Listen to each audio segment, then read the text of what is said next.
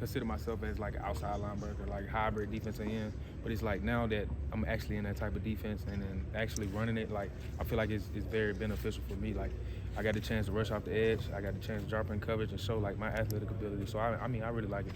How familiar were you with Kane kind of in high school and then coming up? Honestly, I didn't know Kane until he got here, and then it's crazy because like when he first got here, he showed like some clips of like what he wanted on the field from his defense, and then he showed my clip, but he called my name, and I'm like, well, he kind of know of me. So I mean, I went and chopped it up with him after that just to like introduce myself to him because I didn't know of him, or I mean, I knew he coached at South Alabama, but that was like my first time having a conversation with him.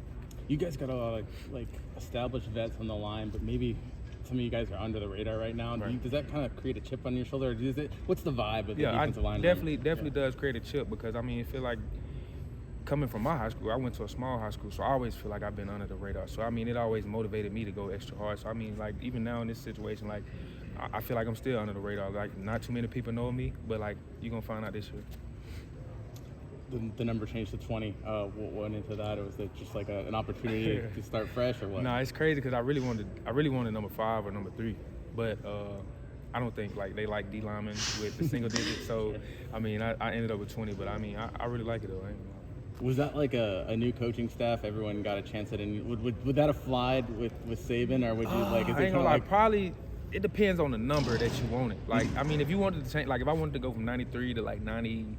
Like 98 or something, then that would have been a different story. But like Saban it too much like single digit numbers on D line. I mean, there's only one person in there, Deshaun Hand, since I've been watching. Yeah. What's it been like with some of the other younger guys on the group in terms of the defensive line? You talked about the older guys, but how have they progressed? Yeah, the young guys, they coming along good. I ain't gonna lie. Every day coming in with the right mindset, ready to work, and then like us as older guys, like just helping mold them into the player that they really want to be. So do you consider yourself more of a D lineman or an outside backer? Or do you kind of in this new defense, it doesn't really matter. You can kind of do a little bit of both. Yeah, it's like we do a little bit of both, but I ain't gonna lie. Like, I mean, I just say hybrid. Like I do both. Like the past years, like Saban was here, I was kind of like heavier, so it was more like defensive lineman. But like now, I done slimmed up a little bit. So I mean, I can drop in the coverage, come off the edge, go inside, everything for real. What are you at now? Like 273. Okay. What was that weight loss process like? I mean, me like it ain't been too hard. Like just making sure that I don't stand on top of my diet. Like make sure I'm not eating too much. Make sure I'm eating the right thing. What are your thoughts on the new system that Coach Womack brought, and where do you see yourself fitting into it? I mean, I really love this new system. Like it gives everybody on the defense a chance to like really showcase their talent, especially on the defensive line. Like we have more freedom to rush now. So I mean, it really gives us the ability to show like what type of athlete that we really are. And then I mean, you know, either way it go, like we had some players leaving and stuff, but because of the new coaching changes. But regardless, I feel like if you do leave, you still gonna have to introduce yourself to new coaches, to the whole new staff. So it's like, why not stay here where you're comfortable at, where you've been at the whole time, and then just keep this whole train rolling. How long did it take you to get used to the terminology bandit, wolf, husky, all that? It took me I gotta say about a week. I ain't gonna lie, because like I'm so used to end, but like we still got an end in his defense, but it's the 3 tech now. So it's like I still be saying end, but like my coach, he used to correct me like the first 2-3 days, or after that I got it right. You talked about you're gonna have to introduce yourself to new coaches regardless, and that's kind of why you stayed here. But you went to Pickens County, right? I did.